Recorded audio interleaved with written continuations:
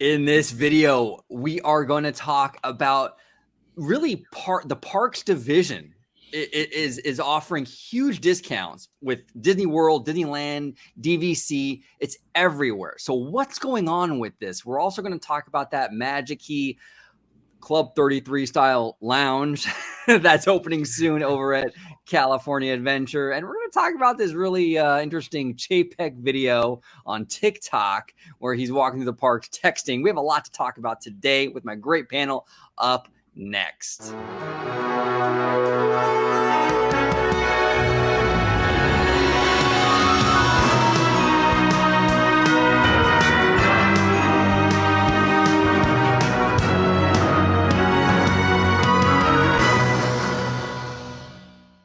Hey everybody, welcome aboard to another episode of Orange Grove 55. I brought my brothers, my compadres with me again to discuss the parks. There's a lot going on with the parks. I brought Disney Family Man 23 and Mr. Vash Guy. We'll start with George. How you doing today, brother? I'm doing good. As always, I'm glad to be back on the channel and discuss some Disney with you guys. Absolutely. If you can let the folks at home know where they can find you on social media, sir. Absolutely. You can find me on my YouTube channel, Disney Family Man 23. That's also my Instagram account name, Disney Family Man 23. You can find me on Twitter at Disney George, for which I have been constantly on there now. So, I mean, if you give a shout out, have a question, want to have a Disney conversation, Twitter at Disney George. And of course, on Orange Grove 55's channel with Citrus Corner, coming at you. Yes. And down below, Dre Vash Guy. How you doing today, brother? I have had better days. I have had better days, unfortunately. Some of our eagle-eyed viewers might notice that I am gone for the second time on Orange Grove 55. At least visually. And it looks like I might be passing a kidney stone. So unfortunately, it's taken me out, unfortunately. And usually a lot of people don't know when I'm in the studio, I stand the entire time. And when you have something like this, well, you're not going to really be standing for very long. So that's kind of where I'm at right now, and just trying to, ride this out. And that's why if you guys have a lack of maybe sound effects and maybe the great visual representation of myself, unfortunately that'd be why. But you can catch me at Vash Sky, just like it's detailed on the screen right there, and to view me while I'm on your channel at Orange Grove 55 at Freshly Squeezed, your source for juicy news and info, squeezed fresh right from the Grove. So hopefully we can get another one of those out and provide some content for the channel. Yes, absolutely. All right, so let's dive right in. The first topic we're going to talk about, and this was actually brought to you by George. George came to me and said, this is an interesting topic, and I completely agree. There has been a lot of discounting going on in terms of the Disney parks, whether it be Disneyland Resort, whether that be Walt Disney World, DVC, the cruise lines are offering discounts. Now, we want to kind of dive into what does this mean? Like, are they worried about attendance? Is this what's going on? George, since this is your topic, I'll start with you, sir. What are your thoughts on all this discounting going on over at the Disney parks? Well, I find it kind of funny because when I first noticed it was actually because I have a Walt Disney World trip coming up this June. And after the fact, I had everything planned and everything. And then this deal came out that, if you're staying at a certain hotel, it can go, you save up to $500, and it's like, well, okay, I'll see if, what I'm eligible for. I ended up saving, believe it or not, because this is the caveat to all this is because they said if it's 5 nights of staying at Walt Disney World, well, here it can go up to 14 nights. So being that we actually are staying 14 nights, I ended up saving over $800 on our hotel stay because of this deal, which very rarely do you see a deal on that, especially with the hotels. Right. And then after that, then I started noticing, like with Disneyland, if you are a Magic Key holder, you could save 30% on Disneyland hotels, or if you're staying X amount of days, you could save 25%. And then with the cruise line, it was 25% off of select sailings, only 50% down your deposit. And I'm thinking, what in the world is going on here that Disney is like pulling out all the stops at once? Normally, Disneyland would have a separate time frame when they do their special deals, during their seasonal time. Same thing with Walt Disney World. The cruise line rarely, next to never, has any type of special deals. And then with DVC, that people are, with these these kind of like third party people that, also help sell with DVC, that you can get points 40 to 50% off. So if it's $12 a point, you are now getting it for $6 a point. And it's so for me, to kind of like wrap it all up in my mind, it's almost like a little bit of disparity in a sense on Disney, that are they not seeing the amount of people, or is it to entice people to say, okay, well, we got X amount of people, so we're trying to move the mark up from, okay, well, this is our max, now we're going to push the mark even more.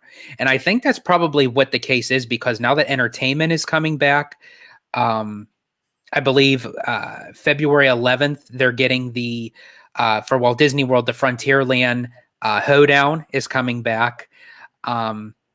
March 9th, I believe, is the Mickey's Fantasy Fair, I believe.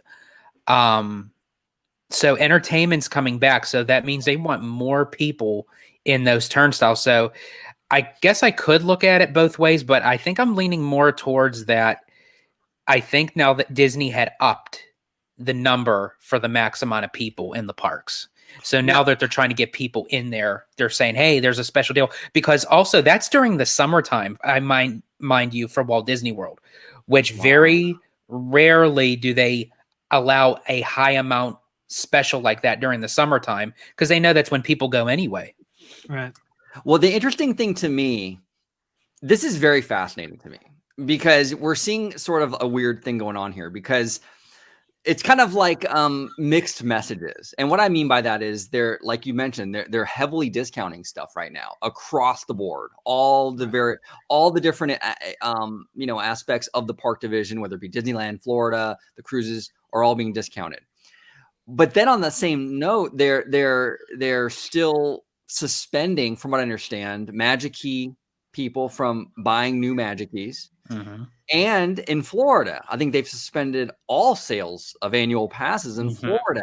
So it's like, it's weird, because you're right, George. It's like you see this desperation with the lowering the prices, but then you see them over here trying to like control demand, as if they're almost like there's too many people, right? Mm-hmm. I wonder if it's well. Go ahead, OG. I didn't mean to cut you off there. Well, no, my only thing was, I was just going to finish off with saying, it makes me think, like, and I've been kind of saying this for a long time, while the annual pass people, the Magic Key people, are high in numbers, maybe they don't really provide much to the bottom line in terms of financials. It's kind of like Disney parks empty calories. They show up to the park, and it makes the park crowded, but they're not buying anything really. So that's why Disney's sort of funneling everything through these other avenues and restricting the annual passes, because it's kind of like having a mall, right? If you have a mall packed to the brim full of high school kids just kind of hanging out and talking, visually you think, oh, the mall's doing great business, it's packed. But if these kids aren't buying anything, it doesn't really help the mall's bottom line. It could be that way with these pass holders.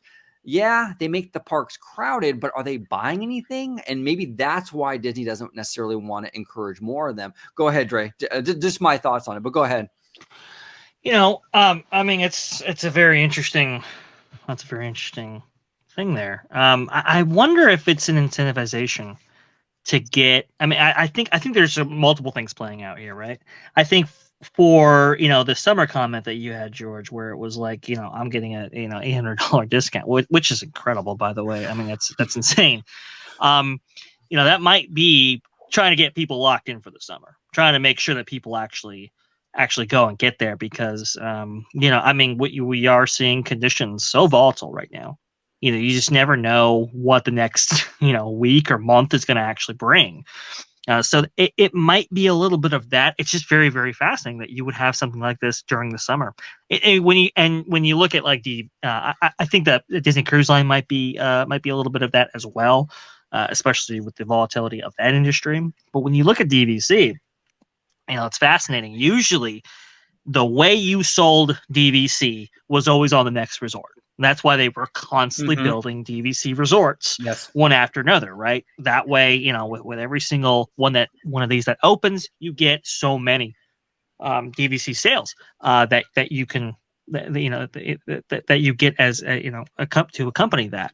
And I don't know if you saw, but there's no DVC resorts being built right now. There's not one on the horizon. There's not one opening. And so when you look at DVC, which has just been, it's been killed. Some of the practices that we're seeing within the DVC, within the Disney Vacation Club, is really, I must say, it's shocking. It's shocking how Disney has treated those folks who were locked into those contracts, and they've been kind of they basically lost their benefits. Yeah. They've lost their benefits, and sometimes, it's like you have these international tourists who have DVC, and they have just been completely blocked out from actually using them because they can't get into the country. And DVC is providing no remedy for them, and those points have gone to waste, or they've gone to the secondary market. They just haven't been treated the best, right? And I think that might have something to do with that aspect of it. But we're seeing this across the company, across their parks division, and it's very interesting. And if I could kind of dissect that a little bit of what you were saying, Dre, is because as you were saying with the DVC, and because of that notion, I could somewhat understand why that they are desperate to try to fill those rooms. The same goes with Disney Cruise Line. Now, Pete Werner from the Diz Unplugged just got off of a 3-night cruise on the Dream. And I'm actually quoting him. He said that that particular ship, along with the Fantasy, can hold about 4,000 people. Okay. He said there was only 1,100 people on that sailing. Ooh. Less than half of how much that they could fill those ships. So I'm sorry. They're already discounting them heavily too. The sailings. In terms of price. Well, here's the thing. Now that's where they started putting out for select sailings, 25% off, 50% down. I believe that the actual sailings that he went on were still regular price. Okay. Yeah, but now it's saying, okay, now for select, maybe like a 7-night Caribbean cruise on the Fantasy, 25% off. And on top of that, you only have to put down 50% down on your deposit. Wow. So, I mean, for that to be less than half of the max that you could put on the cruise line industry, I think out of everything right now is hurting. So I'm even surprised that they don't even have a bigger special deal going on. But I think it's more so I'm surprised at the parks. That's where it's like, especially during the summertime, and that Disneyland and Walt Disney World both have these specials going on almost simultaneously, like that they got released. And it's like, and as OG was saying, and that I had mentioned, is it disparity or is it enticement? And that's where I'm like a mixture with. Yeah, exactly. Maybe a little bit of both. But first of all, I do want to say you mentioned Pete Werner from the Diz. Mm-hmm. I love that guy. He's the thing I like about Pete, and just to digress a little bit though, I mean, the thing I love about Pete is that it's very rare in this community to see someone so raw. I mean, we are on this show, like it's just raw opinion, real honest, grounded stuff. And it's rare to see that. And Pete is another example of that. Like he's so just honest. I don't agree with him on a lot, but he's brutally honest. And the guy's so New Jersey, cracks me up, man. And everything. And he runs a travel agency that works directly with Disney. That's the crazy thing. I mean, and he will definitely share his opinion. and that even more kudos to him. because he has a vested interest in just kind of praising Disney at that point, and he actually does sometimes brutally criticize them, and I respect that a whole lot. Dre, I did want to ask you something, because yesterday we were talking a lot about Comcast Universal's incredible fourth quarter in regards to the theme. Yeah, got numbers right here. Right? I think Brian Roberts, the CEO of Comcast, was saying that was the best quarter for the theme park division, the best fourth quarter ever, I believe. Yes, I think that's the quote. Now, the reason I bring that up is because does that tie into this? Because if Disney's discounting, are they trying to compete because Universal, generally speaking, has been known to be more affordable than Disney. Sometimes they're not. Sometimes their pricing is comparable, but a lot of times when it comes to like hotels and things like that, they are a lot cheaper, a lot more affordable. Do you think this discounting across all Disney's park divisions is kind of a sign, kind of a response to how well Universal's doing right now, or do you think it's unrelated? Well, dear God, I would hope so. That's something I've been wanting for quite some time, but I don't think that's quite it. I think it's more about market volatility, and I mean, look at the stock market right now, and some of the estimates gas prices. I mean, gas prices. Even if you're a local, like I live an hour from Disneyland. I'm a local, technically, but that's going to cost me an arm and a leg in California when gas is like over $4 a gallon. Yep. No, you are absolutely right. I mean, look at Walt Disney World's own history back in the 1970s. Magic Kingdom opens October 1st, 1971. It was a relatively short time later, where you had the oil crisis. And that really, really hurt visitation for Walt Disney World, because people had to get there somehow. You either had to fly there, but the kind of the main way of transportation for guests across the East Coast at that time was by car. And when you can't get people there, that really did hurt their business. So those kind of outside market forces, these things don't happen in a vacuum. And to just give you some numbers on what OG had referenced here with Comcast's Q4 2021 earnings report, it generated $1.9 billion in revenue. And like OG mentioned, Parks Division delivered its most profitable fourth quarter on record. Company says it's ramping up construction on Epic Universe. I mean, it's a significant thing. I think Disney, and we've talked about it before, I think Disney has benefited from the increase in demand. Yeah.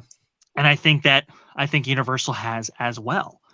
I think with what's been going on the last couple of years, I think has really been a boon to this segment of entertainment. The question really becomes, from Disney's perspective, is it sustainable? Can we ride this out here and build on this success, or is it just a momentary thing? That's really the big question right now, and I think Disney's hedging their bets with some of these discountings. And I think also too, Disney is going to have to beckon to the call even further, because now that Universal, on top of their quarterly earnings call with the announcement that during the year of 2025, Epic Universe is going to be open, and we all know when Universe sets a specific time, they are more so guaranteed to their word. They're not going to push back. They're not going to delay it. They're not going to reschedule it. That is the time that they will be open. So now that's going to put a little bell in Disney's ear to say, okay, well, this is Universal's deadline. So we have to now come up with something, maybe not for that particular deadline, but we have to then call back to something to say, okay, everybody and their grandmother is going to go to Universal for Epic Universe. So what are we going to have to offer? And it's like, well, but then again, too, when that opens in 2025, that's when Tron will open. So, well, I don't know. That's kind of soon, George. I don't know, man. That's kind of soon. Yep. Yeah, it is kind of soon. It'll be interesting to see how Walt Disney World responds to Epic Universe, because, and I was talking to Dre about this, where it's funny because I think the fallback kind of like opinion for a lot of fans is like, oh, well, Disney World should just build a fifth gate, just build another park, and that'll be your response to Epic Universe. And I got to disagree with that. I think every resort has a different situation. And I think Walt Disney World, you're already not physically, but I think growth potential fiscally, financially, they're kind of tapping themselves out a little bit. They're kind of hitting a ceiling because there's only so many days a person or a family can go on vacation. You already have 4 parks and 2 water parks and this, that, and the other.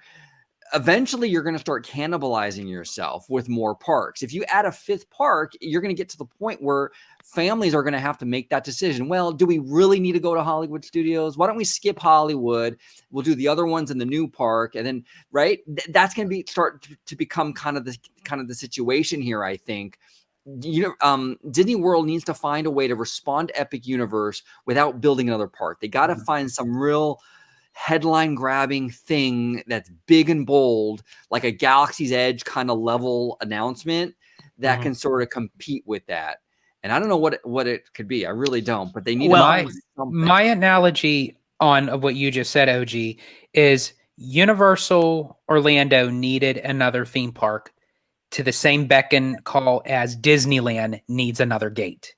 Because they fall into that category as they already have enough in their previous parks that they have now that can withhold to add on another park. Whereas with Walt Disney World, you have 4 parks, but if you actually kind of dissect into those parks, Animal Kingdom, you only have about 5 or 6 attractions, and then pretty much you're done. Universal, sort of kind of like what Disney California went through, is kind of going through an identity crisis right now because it doesn't really have an overall theme. It's still called a studios, but yet it's not a studio, so it's like, what is it going to take to then say, okay, well, let's add a 5th park onto that.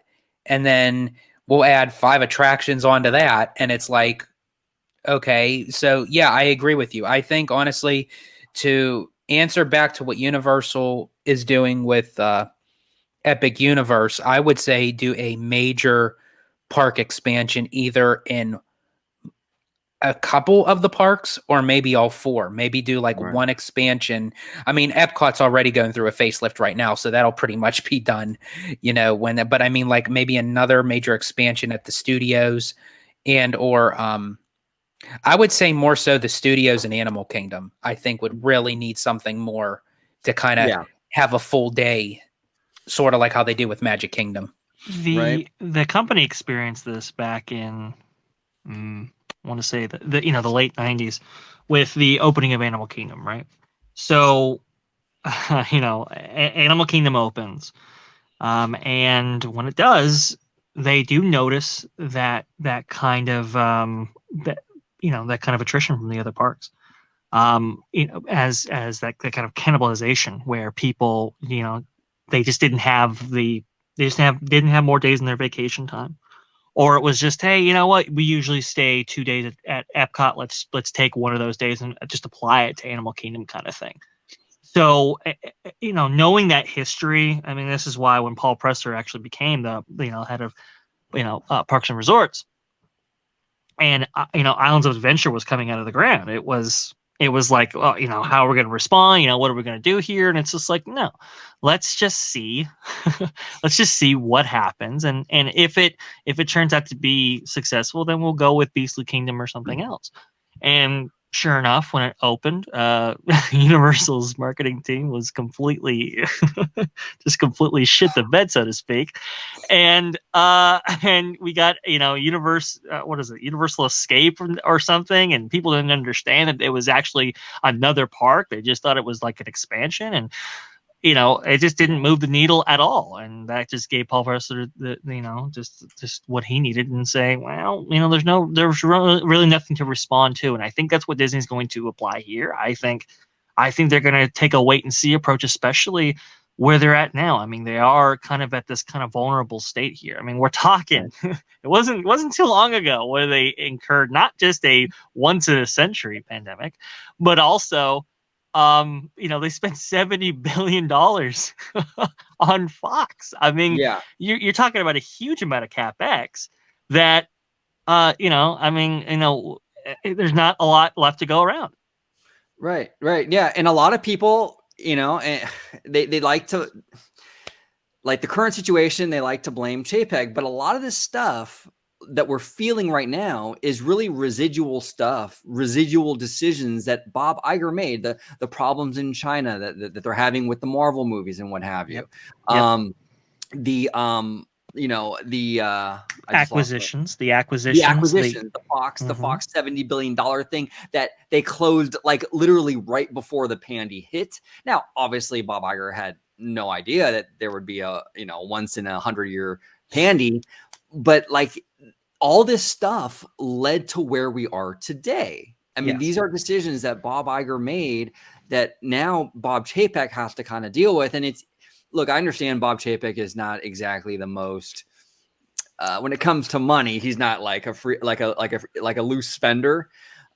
He's tight. He is, but a lot of these decisions are kind of justified considering the environment we're in right now with coming off of the $1 billion Fox thing and everything that you mentioned, Dre. So fascinating time. So we'll see what happens. And I did, a lot of people are like, well, Chapek doesn't like to spend the money and stuff. I mean, look, before he got the role as CEO, Disney was spending like $25 billion, I believe, on the parks division at that time. I mean, they were spending a huge amount of money on all kinds of investments, all across the world.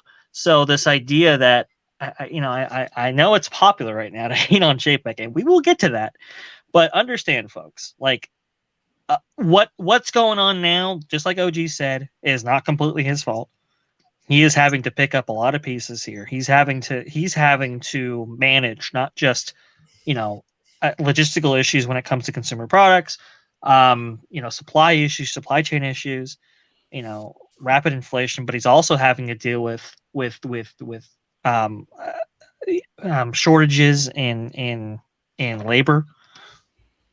You're talking a lot of stuff here, and you're talking a lot of debt that they had to pay interest on. Let's if I could measure a response, it would probably be in the form of what you guys are talking about, where maybe Animal Kingdom gets another land, probably Animal Kingdom at this point. I mean, that's kind of where they were going. They were okay, let's do Pandora here, and then the next kind of 3-5 years, let's do stuff at the studios. 3-5 years, let's do. That's kind of the trajectory that they were going. I would see that rotation be applied again. But I want to leave you with this quote, then we'll move on. Yeah. Look at the Comcast CEO, Brian Roberts. He said, "If I look back over COVID, one of the things I wish we could redo was slowing down Epic, because I agree. This is a business that if you build wonderful attractions, there is pent-up demand." End quote. I mean, these guys are serious. These guys are like, if we could do it over again, we would just speed through Epic. Just like everything else. I mean, that's how ambitious they actually are.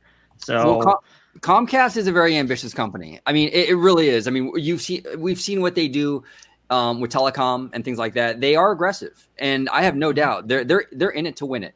They are completely in this to win it, and they're not slowing down. They're all in. All chips are in, and they're going. As George says, I'm gonna drop it on them. I'm gonna drop them on them. Here it is. Balls to the wall. There it is. There it is. There it is. And we as consumers benefit from it. Yeah, absolutely. Absolutely. So now we're gonna move on to our next topic, which is this it's not really, it's weird. It's like more like a renovation as opposed to like a new lounge, but this is from our friends over at Blog Mickey, and it says Imagineering begins work on a Club 33 style space for Magic Key pass holders. So basically, this is the artwork for it. Looks really nice. It's basically like an exclusive area for, Magic Key holders to kind of chill, get a drink, hang out. This is fascinating to me. George, what are your thoughts on the lounge, on Disney's kind of motivation for something like this? What are your feelings on this? Well, kind of going off of what we were talking about, is some of these decisions that Disney makes, is it, to entice or, for disparity. And I think with this particular subject matter, I think that they are trying to kind of get on the better side of the Magic Key holders, because right now it's almost like water and vinegar right now between Disney and the Magic Key holders in particular, that, you know, due to the reservation system and, you know, people buying these high tier new type of annual passes and, you know, having like supposedly no block out dates. That's what it was technically promised, but now they kind of lower leveled the amount of days that you can, you know, get a booking reservation at Disneyland. So I think this is Disney's kind of band-aiding sort of the fact of saying, well, we're going to give you a lounge and it's going to be Club 33-esque. Right. You know, it's not going to be exactly Club 33, you know, because again, we're not going to charge you $25,000 a year for it, but, you know, we'll give you a lounge. Right. You know, and that might ease the pain that whenever you do get a reservation, you can go into this cool little lounge. And it's nice, as you said, OG. I do like the design, the decor, and everything. But I mean, like, I really don't think that this is what Magic Key holders are wanting. They just want to be able to have that option of getting into the park. And I don't really think this is going to resonate well with when people go in my honest opinion. Well, here's the thing. Yeah, it's totally a PR move. Like, this is totally a PR move. Disney wants to change the conversation because for the past year, it's been dominated on social media. The conversation has been completely dominated by, you know, people complaining, key holders complaining they can't get reservations, threats of like class action lawsuits because of the blockout date language. There's been a lot of negative press in regards to Magic Keys. So this is something I think Disney sort of, okay, we'll give them a lounge, and then we're going to give them, I think in February, it's Magic Key Appreciation Month. That's another big PR marketing thing for sure. It's to change that conversation. You're going to get all the vloggers come into this thing, right? Reporting on it. You're going to get all the vloggers reporting on all the little swag and knickknacks you can get for Magic Key Appreciation Month. And this will, Disney's hoping at least it will change the narrative, change the conversation, improve the PR at least for a little bit. What do you think, Dre, on this whole thing? Well, you know, that's exactly it. It's to change the narrative. I mean, look, we'll go less cynical, then we'll go more cynical. Less cynically, I mean, I'm looking at the timeline here in terms of when these reservations were actually happening, and it seems to me that they were always kind of going in this direction to utilize this space. You know, understand ever since 2008, ever since this thing closed up, we really haven't gotten anything in the old, what is it, Robert Mondavi, you know, winery, so to speak, space that we're talking about here. And it's just kind of been vacant. I think they've always kind of wanted to use a space for something, but they didn't want to dedicate necessarily that amount of space for annual pass holders. But they have kind of leaned into that in the last couple of years. And I think they were always kind of going in this direction. Obviously, the pandemic took, you know, and kind of, you know, put everything off, so to speak. And now when these projects are kind of like, okay, let's circle around to them and see what we're really going to go with. I think this was one of them, and cynically, it makes sense, right? It checks all the boxes. it like you said, OG. I mean, they need a narrative shift. They need it now. You know, it's you've got the lawsuit out waiting in the wings there. The class action lawsuit that's open to anybody who wants to you know, assist in suing the Disney company. You have a lot of bad will being generated online. You're obviously going to need to placate Magic Key holders to some extent, as you know, we have some pretty heavy construction going on. You know, we're losing Toontown here in the next couple of months. That's going to be gone for a year. We have some big changes going out in downtown Disney, but then we won't have much of anything after that, or at least that's what's on the calendar right now. So I think they want people to still be coming to Disney California Adventure in particular, and this is the way to go about it. This is also kind of this olive branch towards the Magic Key holders, and I think it kind of fell flat a little bit. I think Magic Key holders are like, yeah, well, if I can get in, and so this is another location like Oga's Cantina or even Blue Bayou where I can't get in hardly ever. the half the time, and maybe when I'm up in 3 or 4 in the morning when they actually unleash these reservations, as I'm trying to get my park reservation to get in, maybe I can use that time to get in here too. Well, and you bring up a great point, Ray. Look, the Club 33 exclusivity works for Club 33 because the price for Club 33 is out out of this world. It's out of most people's budgets. Let's just say that, But My design. yeah. So Club 33 has very much like a limited clientele. Like it's a very small group that attends Club 33. In general terms, right? The problem with an exclusive, lounge for Magic Key holders is that it's not a really small group. You're competing with like a huge amount of other people, so it doesn't really feel exclusive. The pass holders here in Anaheim is a huge percentage of the people who visit the parks. So it's like, to say this is an exclusive thing when like a huge percentage of the people are going to be able to go to it, it feels like it falls a little flat in my opinion, because it's not like Club 33 where it's a small group.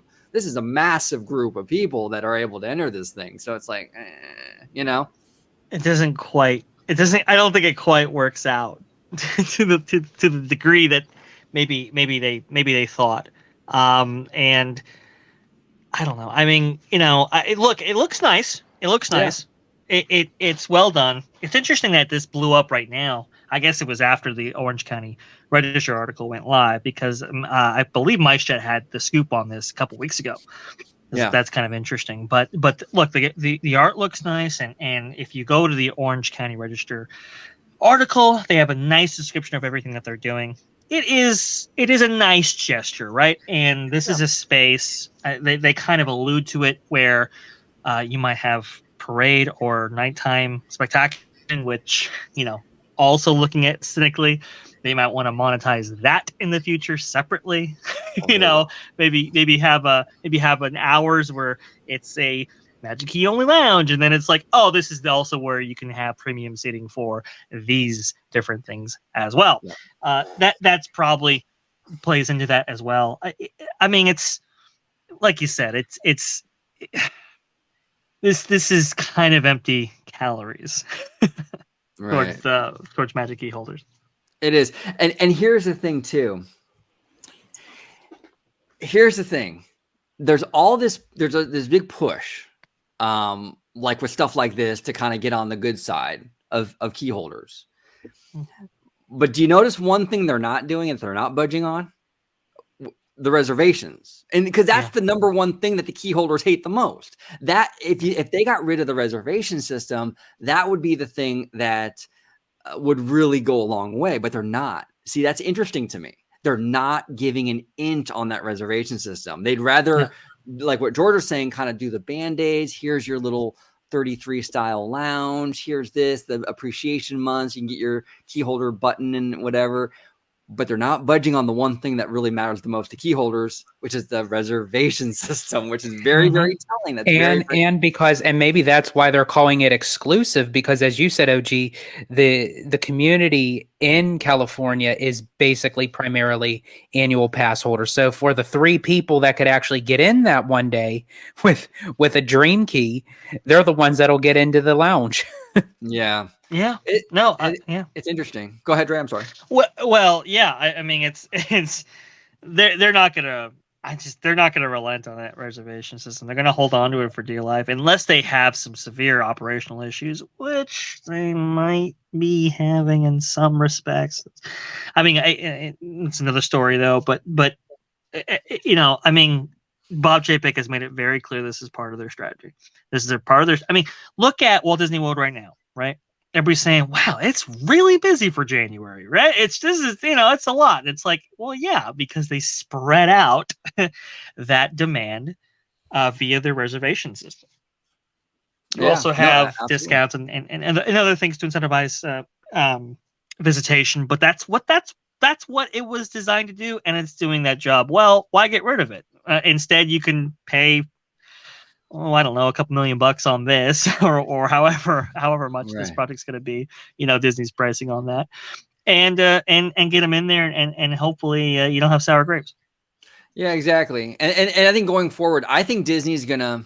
Well, first of all, I think Disney completely missed the boat when they went. Remember, leading up to the Magic Key announcement, the new annual pass program, we were all speculating on this show and the whole community, really, a lot of content creators and just people in the fan community were all speculating that big changes were coming to this annual pass program. And essentially it kind of didn't. It was basically the same program with reservations. It looks like, in my opinion, and I could be wrong, I've been wrong many times before, but I think in this case, I think what they're going to have to end up doing is they're going to have to reimagine this a little more than they did initially, because you can't just take the old AP program and lay a reservation system on top of it, because that's the problem it's leading to with the class action suit, right? With the blockout date language and stuff like that, it doesn't work. It's a round peg in a square hole.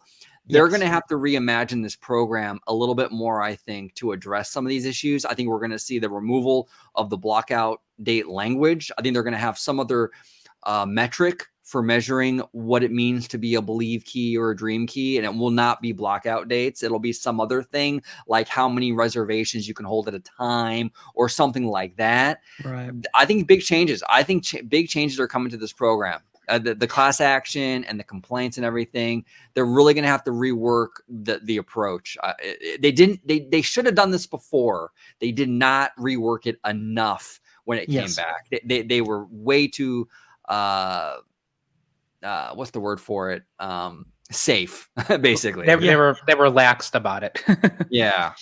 No, and absolutely. And remember how Chapek and everybody else characterized it at the time that we were hearing, what was in store for the AP program. They were saying a rewards program. I could see where this style of, how they're using the Club 330 language and stuff, maybe items like this, what we're seeing on screen right now with this new Magic Key Lounge, maybe items like this were behind some of those reward program tiers that they had envisioned for the program before they debuted it. Fascinating. That's a great point, Ray, and that's probably the case. Well, that's probably the case. We'll never know for sure, but I bet that doesn't seem too far off. Absolutely. Mm-hmm. So it's interesting, very interesting. We'll see how this pans out for them. I think it will garner some good PR for them from the community, for a little while. They'll be. I think the key holders will be happy for a month or so with this. But I think the underlying issue is and will always be that reservation system, and Disney is not budging. So they're not budging. They're not budging. So we'll see. It's just we as key holders, if you don't like the reservation system, it might just be something that you either got to live with or you don't renew. Yeah. So I don't know. We'll see. But that brings us to our last and final topic, which is Bob Chapek. So, and I do want to apologize in advance. We've been unable to find the original TikTok video. I think it's been removed. And we also don't know the validity of that video. In this day and age with deep fakes and all this other stuff, it's hard to tell what's real and what's not, right? It is. It's really hard. But there was a video circulating on TikTok of what looked to be Bob Chapek in a suit walking through downtown Disney on his phone like this, just kind of texting or doing something, right? Yeah. And the community, the fan community was really I don't want to say outraged, but they were really vocal about this. It really did spark some interesting debate in the community. And Dre, I'm going to start with you on this one. You saw the video and you saw the reaction to it. What are some thoughts? Yeah. So I mean, you see the video and you're just like, oh, okay, that's a little strange, because there's a couple of key points that came out right when you saw it. It was some, a Bob Chapek looking figure kind of hunched over, walking by themselves. by, Right. almost nobody else around, Right. or even in the vicinity as far as guests. And they're typing away on their phone, and it was taken. I believe it was right in front of the kind of the old Rainforest Cafe building, going Yeah. towards kind of the monorail, that kind of area.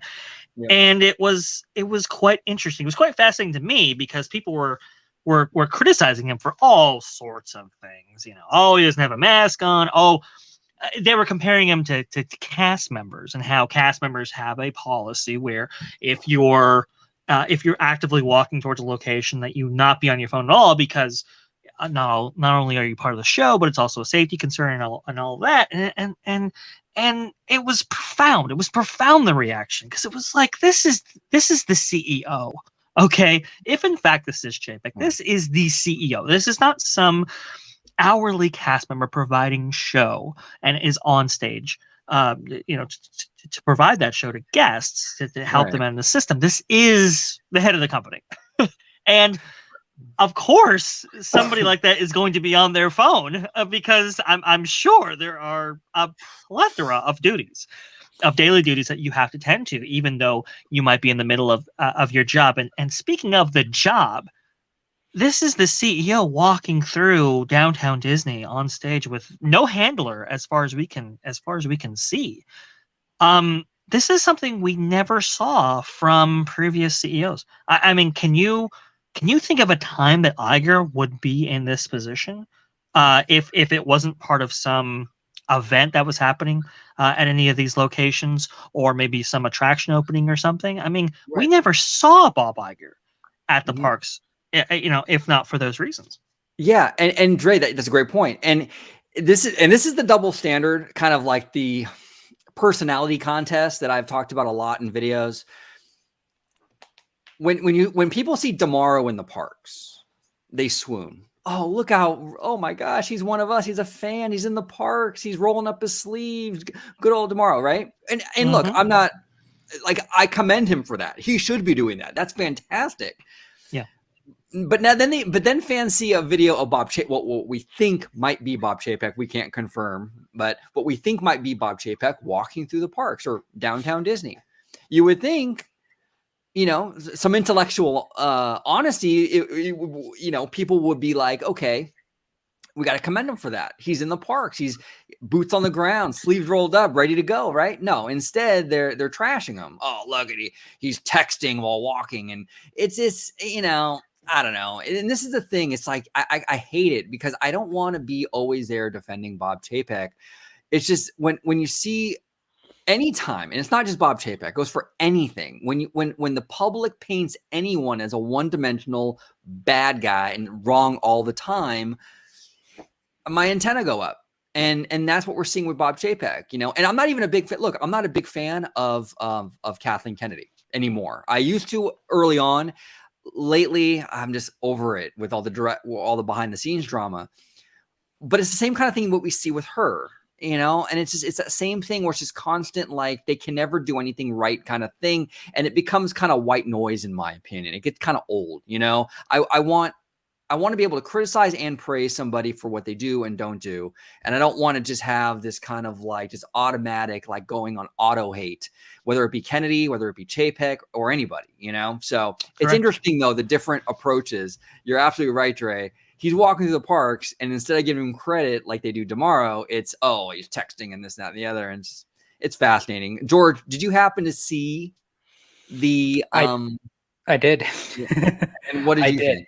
Well, speaking of the speculation, if this is Chapek, I honestly feel that, and this is probably why he didn't show up at Destination D23, for the sole purpose that, even though Disney had responded to, WDW News today stating, he had other plans or everything. I truly do feel that he probably, even if that was or was not the case, he would have gotten booed the second he walked out on the stage, because this is the type of thing that happens where you're damned if you do, you're damned if you don't. If he's not in the park, they criticize him for it. If he's in the park, they criticize him for it. And they talk about him walking around being on his phone. I challenge any single person that made those comments towards Chapek that when they walk into a Disney park, that they are not on their phone. Right. Well, the justification that the people were using to criticize him about that was because he's like he should be held to the same standard as the cast members. Yeah. But even to that point, when you're in a higher tier like that, you can't compare that to a cast member who's working the Jungle Cruise. Right. No. And it's different too. He's just in a suit. And the majority of people of the general public now will recognize him right away, but the general public they're not going to recognize Bob Chapek.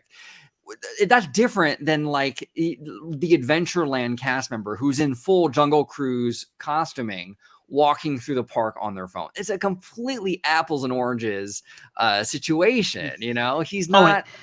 It's not even the same thing. And look, Team Disney Anaheim cast or whatever phraseology you want to use for that.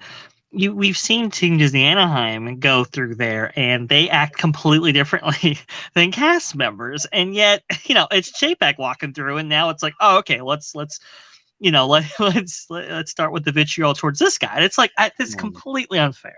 That's just, that's why I even brought up to the fact of even comparing to the people making those comments that they're on their phone in the parks. That would drive me more crazy than seeing Bob Chapek, who is CEO of the company, walking around a park that you claim you want him to walk more into and being on his phone. How do you know really what he was doing on his phone? He could have been taking notes. He could have been texting somebody, up higher into the company with him saying, oh, well, we could do this, we could do that. You don't know what he's on his phone for.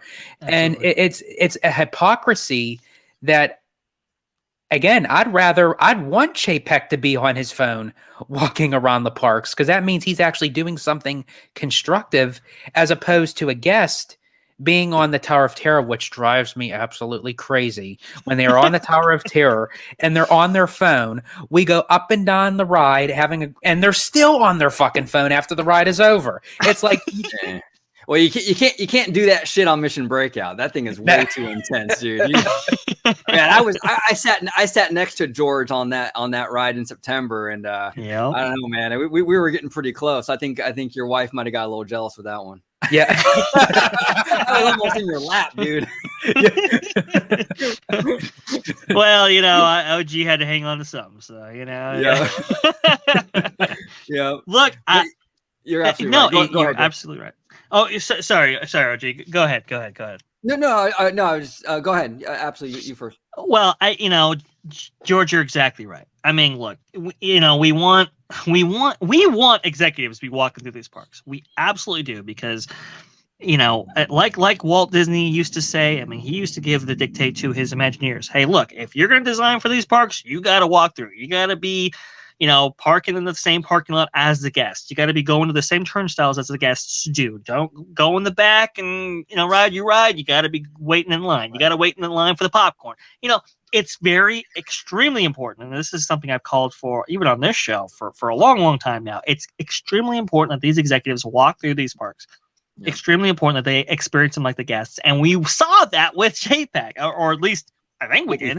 Yeah. But if we did, the level, the reaction was definitely real. Why is the reaction this way when he's doing exactly what even Walt preached, which was walk to the park and actually take stock of what we're seeing and what we're doing? And honestly, these parks, they do need a walk through. They do need some more attention, especially right now. So he's doing exactly what we want, like George said, and they're criticizing him. It's completely unfair. Yeah, well, and it's funny, and our mutual friend Vash, Showcase of Wishes. Me and him would always joke about Bob Iger. He would never go to even like the Walt Disney World, like press events. Like Disneyland, he would always be there, right? Yep. But the Florida ones, you would never see him. And like the only one that I ever remember was the NBA Experience opening day. NBA Experience. He showed up for that one, but usually he doesn't, and that's for special events. This isn't even like a normal day, just walking the parks. Opening day attractions at Disney World, he barely showed up to. Yeah. You know, Yeah. and it's just, And the reason why he was at the NBA experience, with the the commissioner of right. the NBA is because they wanted to reaffirm and how should I put this? They wanted to enhance the relationship between the NBA and Disney. That's why Disney was the first to say, "Hey, we can provide the NBA, during the pandy. We can Right. provide the NBA a bubble for which Mm, you can have your games on Walt Disney World property." That was all. I mean, it's all for that. It's all some right. ulterior motive, and yet we might have seen Chapek in the walk in without one of those motives, and I think that says something. That says something about character. That says something about Yeah. executive leadership and style that was completely lost on people who are just Chapek haters. And it's like, look, you can criticize the guy. There are fair criticisms to make.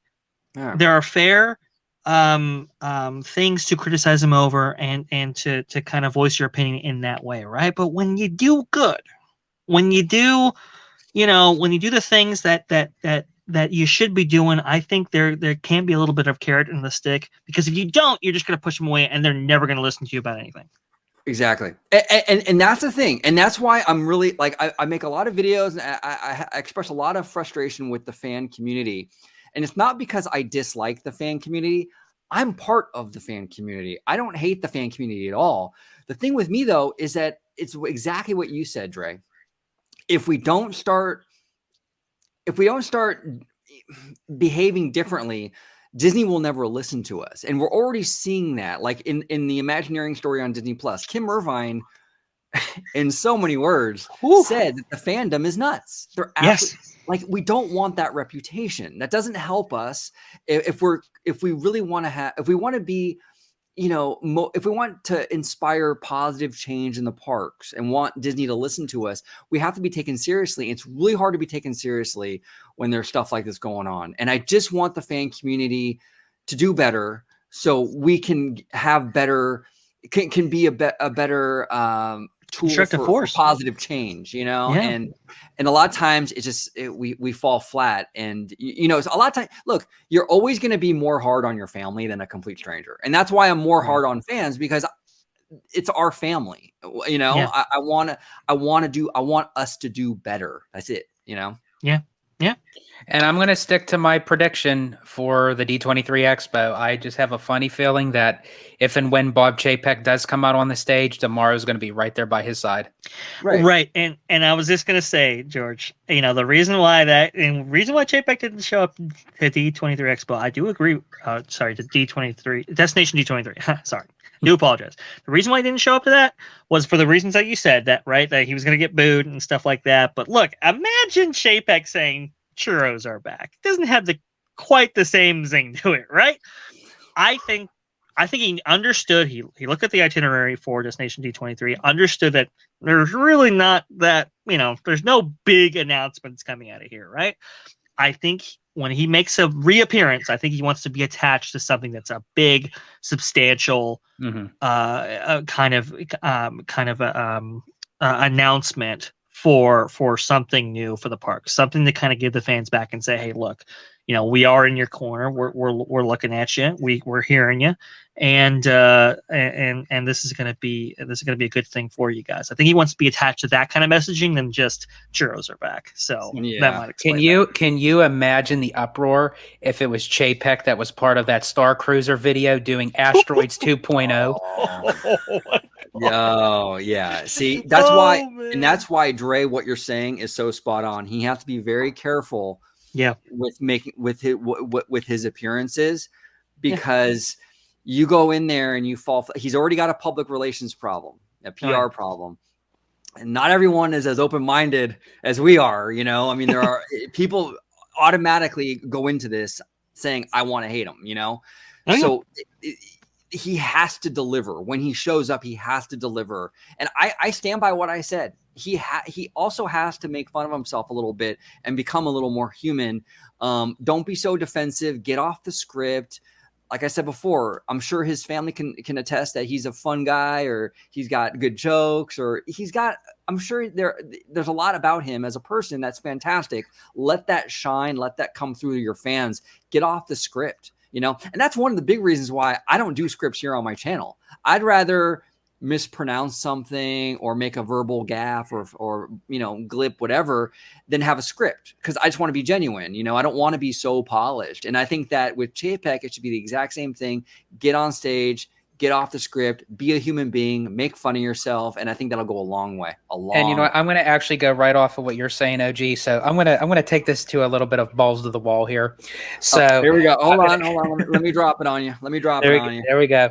That I think that if they were to announce him at the D23 Expo, he walks out, not even looking up at the fans, but he's looking at his phone, take a brief pause, and then go, "Oh, sorry, I was texting PR. How y'all doing, everybody? I'm Bob Chapek, CEO." That's fantastic. So that'd be cool. That would be fun. That'd be great. Kind of like redo the TikTok, if that is him, if the speculation is true, or even if it wasn't, that'd be a fun little put on, like just redoing the TikTok that put him on TikTok. Yeah, we'll see. Fascinating. Really, like Dre, you mentioned early on in this conversation how the fan reaction to the TikTok video, and really when it comes to Bob Chapek, not all the time, but a lot of times that is the story. The fan reaction is usually the more interesting story than what he did or didn't do. It's fascinating to kind of watch, the psychology of it all and how people react and not react. It's fascinating to me. Absolutely fascinating. So yeah. And it gets even more fascinating when you add in, magic key lounges and stuff to try to change the narrative. So there's definitely this kind of, I don't want to say chess match, but it's kind of this checkers back and forth that we're seeing right now. And hopefully Disney's PR can get through it. Yeah. We'll see. But I want to thank both of you gentlemen, as always, for joining me. This was a great conversation. We talked Magic Key Lounge. We talked about Bob Chapek and TikTok. We talked about the discounting at the parks division. It was fascinating. Got into a little bit of Universal, which was great. So it was a fun conversation. I'm going to go ahead and start with George, and I'll work my way down to Mr. Vash Sky. George, where can everybody at home find you on social media? Absolutely. And once again, OG, thanks for having me on. It's always great to be on here and talking Disney with you fellas. But again, you can find me on my YouTube channel at Disney Family Man 23, which is also for Instagram, on Twitter at Disney George, and again on Orange Grove 55s with Citrus Corner. Definitely check it out. Yes, sir. And down below, Dre, where can everybody at home find you, sir? Well, I will echo George's sentiments to say that, hey, I really do appreciate you having me on in any capacity that I can be. So I really do appreciate it. Thank you. You can find me, you can, if you want to talk to me, you can do that at Vash Sky, just like it's on your screen right there, at V as in Victor, ASHSKY. And to see me, well, I'm on your channel, Orange Grove 55, at Freshly Squeezed, your source for juice, news, and info, squeezed fresh right from the Grove. So there you go. That's where you can find me. Yes, sir. Well, thank you both. I do appreciate you both coming on. You guys are family. This is your home. You're always welcome here. And I love you guys. Oh, I do want to do a quick little programming note. We have a video coming out on George's channel very, very soon. It's a Magic Candle Company review. So that's gonna be very, very interesting. So check it out on his channel coming up very, very soon. It's gonna be a fun conversation. Thank you very much. Yes, it's gonna be interesting. I definitely have my take on it, which I'm not going to give anything right now. So if you want to check that out, check out the video, which should be coming out very soon. Yes. Well, thank you both. And thank you all for watching. If you can smash that subscribe button, have a little class and subscribe. Come on. Yeah. Come on. Subscribe, like, comment. We love the comments down below. You guys are fantastic. Thank you all so much for watching. And as always, have a wonderful, wonderful day.